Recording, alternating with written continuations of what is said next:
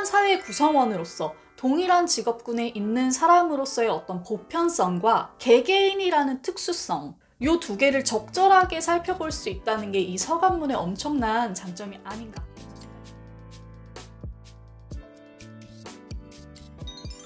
안녕하세요 공보기 여러분, 공백입니다. 모두 잘 지내고 계시죠? 저는요 북튜버로서의 제1을 멋진 책을 만나면 좋다고 호들갑 떠는 일이라고 생각해요. 자, 오늘은요 바로 그 일을 해보려고 합니다. 제가 얼마 전에 정말 멋진 책을 만나가지고 오늘 호들갑을 한번 제대로 떨어보려고 해요. 이 책들을 읽으면 저는 진짜 내 삶에 책이 있다는 게 너무너무 행복하고 만족스럽다라는 생각을 했거든요. 이제 책을 소개해드려야겠죠? 짜잔! 동력에서 나온 맞불 시리즈 3권입니다. 현재까지 이렇게 3권이 출간되어 있는데요. 지금부터 이 책들을 자세히 살펴보도록 할게요.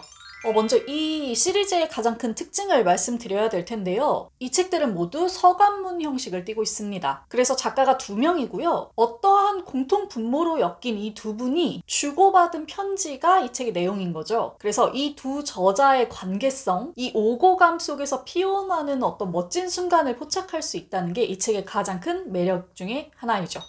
일단 가장 먼저 출간된 이 책부터 살펴볼까요? 우리는 아름답게 어긋나지. 노지양, 홍한별 번역가가 함께 쓴 책입니다. 번역가, 이국의 말을 매만져서 한국어로 내놓는 일을 하고 계신 분들이에요. 두 분은요 공통점이 굉장히 많아요. 일단 연령대도 비슷하고요. 출판 번역을 하고 있기도 하고 엄마로서 집안일을 돌보면서 함께 일하고 있다는 점도 비슷해요. 제가 이 책 읽으면서 번역의 어떤 기품과 소중함 같은 것들을 알게 됐거든요. 그렇잖아요. 이 번역이라는 게 뭔가 거슬리고 껄끄러워야 티가 나고 좋은 번역일수록 이렇게 물 흐르듯이 도드라지지 않게 읽을 수 있으니까 그 번역의 좋음을 의식하기가 힘들잖아요. 그 좋은 번역을 하기 위해서 얼마나 생각지도 못한 고민을 하고 노력을 하고 계시는지 이 책을 통해 알게 된 거죠. 원문이라는 절대선이 있고 그 아래에서 이제 단어와 문장을 비틀면서 이렇게 고군분투를 하는데 너무 한국 정서에 맞게 완만하게 번역을 하면 원문의 독특함이나 매력이 사라질 수 있고요. 또 원문을 너무 직역해버리면 독자가 받아들이기도 힘들고 이해하기도 힘들겠죠. 서로 문화가 다르니까요. 예를 들자면 이런 거예요. 재료를 다 갈아가지고 먹기 좋게 하지만 식감은 없는 그런 편안한 이유식을 만들어버릴 것이냐, 아니면 재료를 그냥 다 날 것으로 퉁퉁퉁 던져서 좀 거칠게 먹게 할 것이냐, 이것을 고민하는 거죠. 또 이런 문제도 있더라고요. 예컨대 비속어 같은 거. 그래서 이 40대의 번역가 두 분이 자녀들의 언어를 이렇게 귀담아 듣는 그런 과정들도 들어있고요. 시간이 지나면서 빠르게 변화하는 어떤 유행어 같은 것들 있죠. 이런 것에 대해서도 많이 고민하시더라고요. 책이라는 건 한번 번역해 두면 그대로 몇 년 동안은 팔리니까 어떻게 해야 이 순간의 언어들을 맛깔나게, 정확하게, 그러면서도 너무 빨리 고리타분해지지 않게 이렇게 써놓으려는 노력들이 너무너무 재미있었어요. 그리고 책을 읽는 입장에서 이거 너무 소중했고요. 이 책 읽으면서는 괜스레 좀 번역서를 보고 싶어졌는데 앞으로는 번역서를 볼 때 단어 하나, 문장 하나를 볼 때 조금 다른 마음이 들 것 같다는 생각이 들었습니다. 아주 멋진 책이었고요. 그 다음으로는 이 책을 좀 살펴볼까요? 이현정, 하미나 작가님이 함께 쓴 상처 퍼즐 맞추기입니다. 이 두 분은요, 현대인의 우울증을 연구하는 학자이자 작가예요.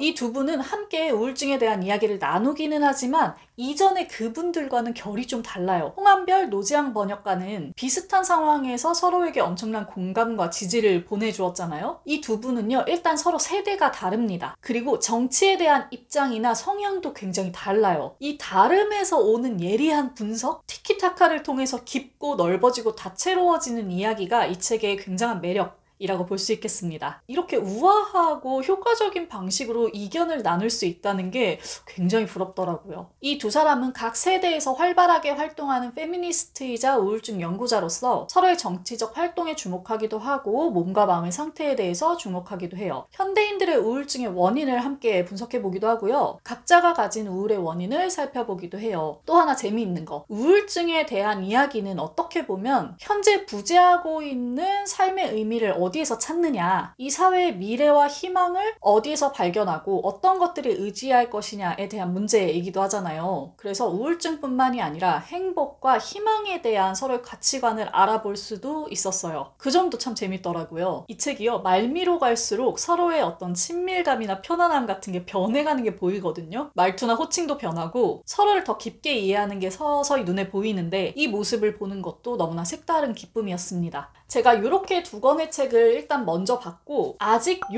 책은 보지 못했어요. 안희재, 이다울 작가님이 함께 쓴 몸이 말이 될 때인데요. 아픈 몸과 질병 그리고 돌봄에 대한 이야기라고 해요. 일단 저는 앞선 2 책이 너무 좋았기 때문에 이 책도 당연히 좋을 것이다 라는 이런 기대를 품고 기다리고 있고요. 특히 아픈 몸과 돌봄이라는 주제는 제가 최근에 막 관심을 가지기 시작한 주제여서 더더욱 기대하고 있습니다. 이렇게 3책 이후로는요, 비건에 대한 이야기 그리고 몸의 내면과 외형에 대한 이야기들을 나눌 거라고 해요. 그래서 제가 좋아하는 전범선 작가님, 임수연 작가님이 작가로 참여를 해주시는데, 아직 출간되지도 않은 이 책들 또한 제가 기대를 하고 있습니다.